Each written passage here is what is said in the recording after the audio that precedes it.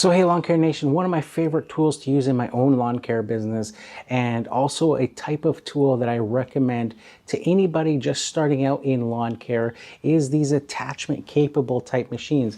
Like you see behind me, the STIHL Kombi system, the PAS system, or even the Milwaukee Quick Lok system. The reason that these are great is that they allow you for a lower cost of entry to get into multiple types of machines. So instead of spending a bunch of money on individual and separate machines, like say a string trimmer, a sidewalk edger, and a hedge trimmer, where maybe you're using the string trimmer the most, but those other two machines maybe aren't getting as much use, instead of having that money invested in those, you can buy an attachment capable type machine and just buy the attachments for it.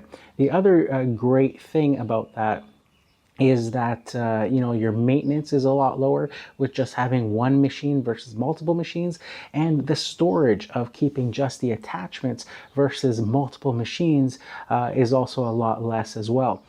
Now, one of the most common questions that I hear in regards to these attachment capable machines is basically, will the attachments from one brand work inside the power head or motor unit of a competing brand? So basically, are the attachments all interchangeable, you know, amongst all the different brands? So let's take a close look at how each of these brands addresses that connection point between the power unit or power source and the attachment.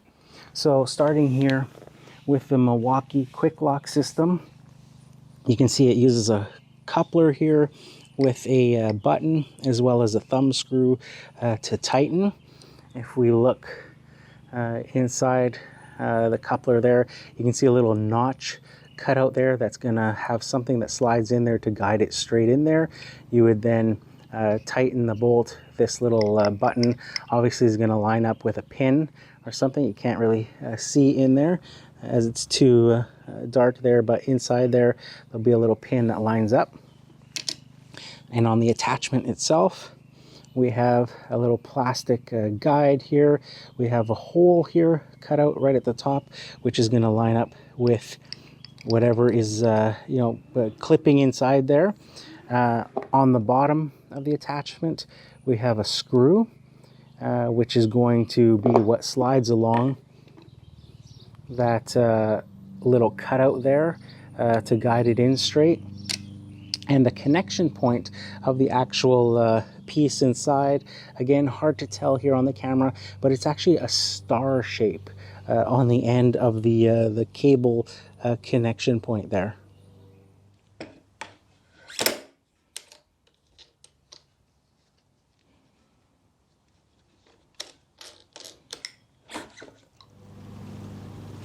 So moving over to the Echo, we have very similar coupler type system.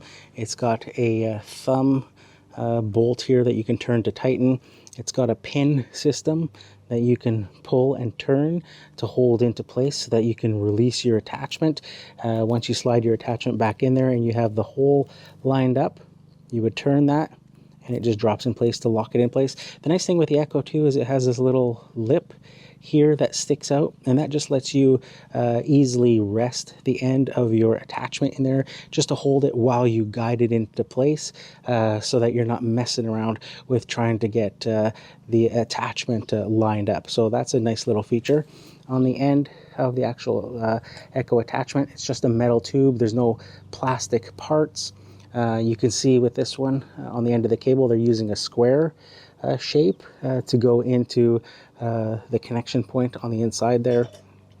And on the side of your attachment, you have a hole there, which is what lines up with the pin on the side here.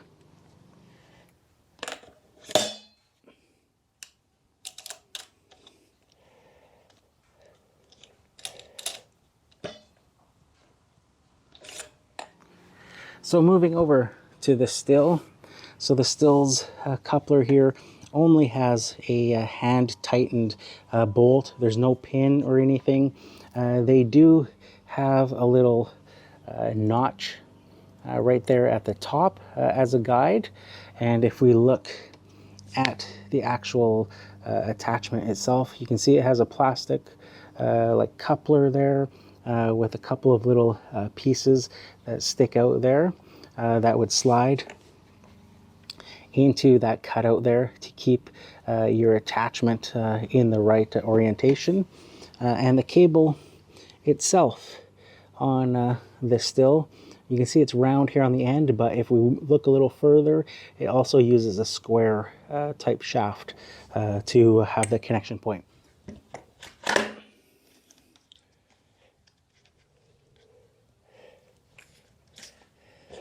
So both the STIHL and the Echo use a square shaft or shape on the end of their cable.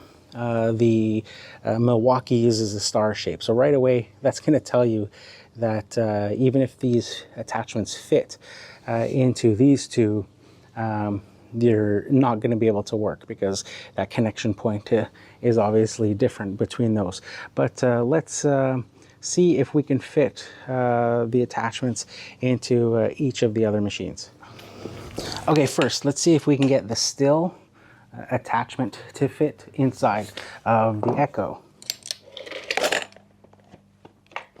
So right away, no, it'll sit on that little lip on the Echo, but it won't go any further. That plastic little guide piece that's used to fit inside the top of the STIHL won't let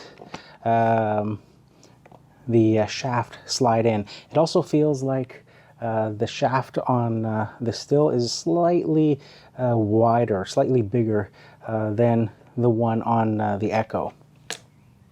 Will the STIHL fit inside the Milwaukee? And again, no, it doesn't. Those same plastic guides there prevent it from sliding in. So let's see if the Echo attachment that has no guides on it, if it's able to fit inside of the others. So the Echo attachment inside the STIHL. So it slides in, but it's a very loose fit. So it is a smaller diameter tube than the STIHL. And I got it to a seat, being though it's the same square size as the STIHL uses. But if we tighten the STIHLs down as tight as it'll go, you'll notice that the attachment still just completely slides out. It's not even holding at all. So that confirms that the tube size on the Echo attachments are a lot smaller than the tube size on the STIHL attachments. Will the Echo attachment fit inside of the Milwaukee?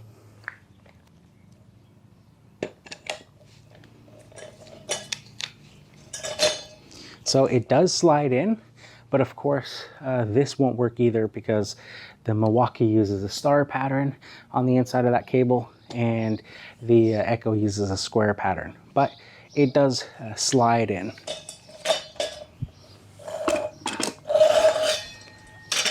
And then finally, the Milwaukee attachment series. Again, this won't work in either of the Echo or STIHL because of the different shape of the actual cable of the drive system there, but we'll just see if they fit.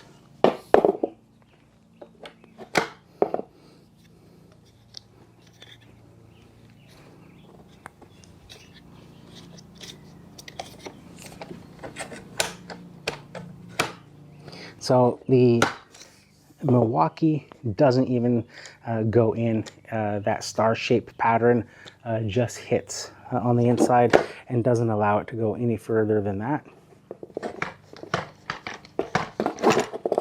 And the Milwaukee inside the Echo,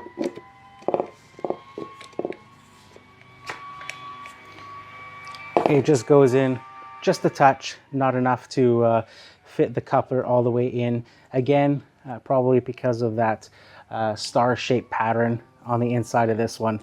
Just doesn't line up with the cable that's in the inside of the Echo.